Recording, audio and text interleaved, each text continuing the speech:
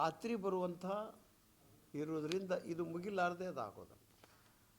ಆಮೇಲೆ ಅಲ್ಲಿ 111 ಎಕರೆಯಲ್ಲಿ ವಾಣಿಜ್ಯ ಸಂಕೀರ್ಣ ಮತ್ತು ಪಂಚತಾರ ಉಂಟು ಅದೆಲ್ಲ ಮಾಡಬೇಕು ಅಂತ ಸರಿ ಹೇಳಿದ್ರು. ಅದನ್ನು ಪರಿಶೀಲನೆ ನಡೆದಿದೆ. PPP ಯೋಜನೆ ಅಂತಿದೆ ನಮ್ಮಲ್ಲಿ, ಪಬ್ಲಿಕ್ ಆ್ಯಂಡ್ ಪ್ರೈವೇಟ್ ಪಾರ್ಟಿಸಿಪೇಷನ್ ಅಂಥೇಳಿ 30 ವರ್ಷಗಳ ಕಾಲ ನಾವು ನಮ್ಮ ಮಾಲೀಕತ್ವದಲ್ಲಿರ್ತಕ್ಕಂಥ ಜಾಗೆಯನ್ನು ಅವ್ರಿಗೆ ಕೊಡ್ಬೋದು. ಸರ್ಕಾರದಿಂದ ಇರುವಂಥ ಆ ಜಾಗೆಯನ್ನು ನಾವೇ ಕಟ್ಟಿ 30 ವರ್ಷಗಳ ಕಾಲ ಅದರದ ಬಾಡಿಗೆಯನ್ನೊಂದು ಪಡೆದು ಜಮೀನಿನ ಮೂಲ ಮಾಲಕರಿಗೆ ಬಿಟ್ಟು ಕೊಡ್ತಕ್ಕಂಥ ಒಂದು ಯೋಜನೆ ಇದೆ. ಇದು ಆಗಲೇ ನಮ್ಮ ಕಾರ್ಯಾಲಯದಲ್ಲಿ ಚರ್ಚೆ ಆಗಿದೆ.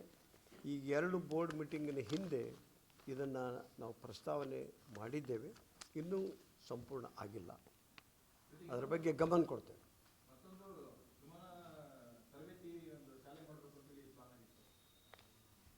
ಏರ್ಫೋರ್ಸ್ ಇತ್ತು ವಿಮಾನ ತರಬೇತಿ ಅಂದರೆ ಇಲ್ಲಿ ಪ್ರಪೋಸಲ್ ಇಲ್ಲ. ಟೆಂಡರ್ ಕರೆದಿದ್ರು ಸರ್, ಯಾರು ಅಪ್ಲೈ ಮಾಡಿಲ್ಲ,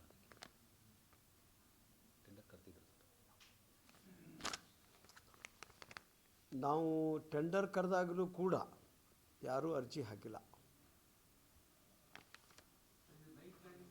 ಮತ್ತೊಮ್ಮೆ ಕರಿತೀವಿ, ಆ ವಿಷಯವಾಗಿ ಮತ್ತೊಮ್ಮೆ ಅರ್ಜಿ ಕರಿತೇವೆ, ಇನ್ನೊಂದು ಚಾನ್ಸ್ ಕೊಡ್ತೇವೆ ಸರ್.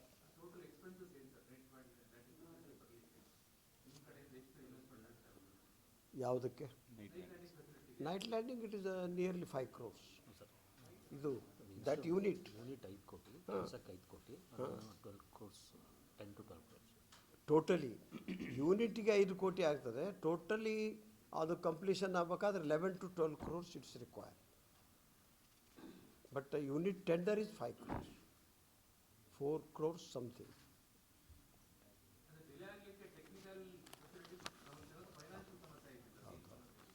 ಅದು ಸ್ವಲ್ಪ ಸೂಕ್ಷ್ಮವಾದಂಥ ಕೇಂದ್ರ ಆದದ್ರಿಂದ ನಮ್ಮ ಏರ್ಪೋರ್ಟ್ ಅಥಾರಿಟಿ ಆಫ್ ಇಂಡಿಯಾ ಅವರು ಈ ಮಣ್ಣಿನ ಪರೀಕ್ಷೆಯು ಸಹಿತ ಭಾಳ 8 ದಿವಸದಲ್ಲಿ ಮುಗೀತದೆ. ಫೌಂಡೇಶನ್ ಮಾತ್ರ ಈ ಫೆಬ್ರವರಿ ಮುಗಿಯೋದ್ರೊಳಗಾಗಿ ಕಾಮಗಾರಿ ಪ್ರಾರಂಭ ಮಾಡ್ತಾರೆ.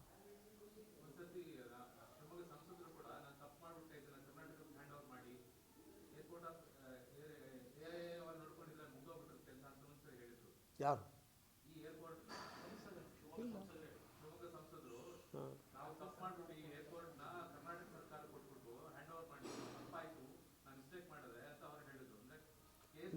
ನಾವು ಕರ್ನಾಟಕ ಸರ್ಕಾರದಿಂದ ಈಗ ನಡೆಸಿಕೊಂಡು ಹೋದ್ರಲ್ಲಿ ಯಾವುದೂ ಕಡಿಮೆ ಇಲ್ಲ.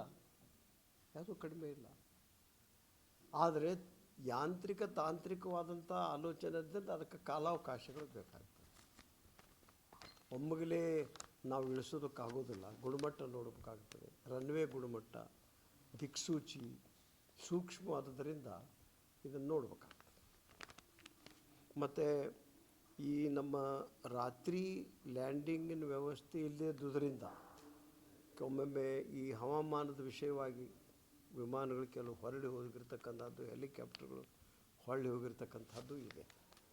ಅದು ಇನ್ನು 6-7 ತಿಂಗಳಲ್ಲಿ ಎಲ್ಲ ಸಮಸ್ಯೆ ಪರಿಹಾರ.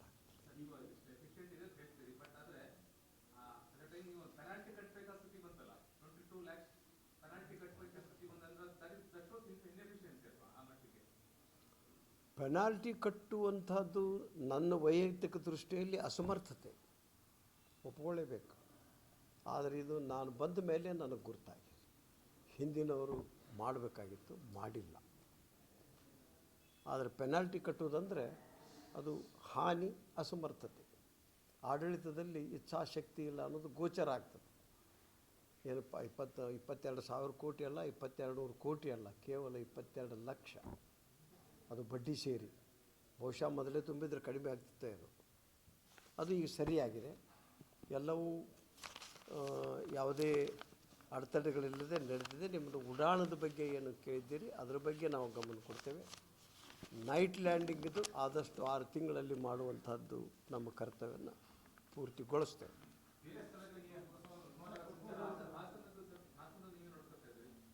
ಹಾಸನದ್ದು ಕೆಲವು ಸಮಸ್ಯೆಗಳಿವೆ. ಈಗಾಗಲೇ ಅದನ್ನು ನಾನು ತಮ್ಮ ಹತ್ರ ಬಂದಾಗಲೇ 15 ದಿವಸ ಹಿಂದೆ ಹೋಗಿರಬೇಕು. ಲ್ಯಾಂಡ್ದು ಕೆಲವೊಂದು 3-4 ಹಳ್ಳಿಗಳು ಅದರಲ್ಲಿ ಬರೋದರಿಂದ ಡೆಪ್ಟಿ ಕಮಿಷನರ್ ಜೊತೆಗೂ ಒಂದು ಮೀಟಿಂಗ್ ಆಗಿದೆ. ಲ್ಯಾಂಡ್ ಅಕ್ವಿಷನ್ ಬಗ್ಗೆನೂ ಒಂದು ಮೀಟಿಂಗ್ ಆಗಿದೆ 28ರಂದು, ಯಾವಾಗ ಜನವರಿ 28ರಂದು. ಆಮೇಲೆ ಎಲೆಕ್ಟ್ರಿಸಿಟಿದು ಡಿಲೇ ಮಾಡಿದ್ದಾರೆ. ಕಾರಣ ಅಲ್ಲಿಂದ ಪೋಲ್ ಶಿಫ್ಟಿಂಗ್ ಆಗಿವೆ. ತಂತಿಯನ್ನು ಎಳೆಯುವಂಥದ್ದಿದೆ, 220 KVದಿದೆ.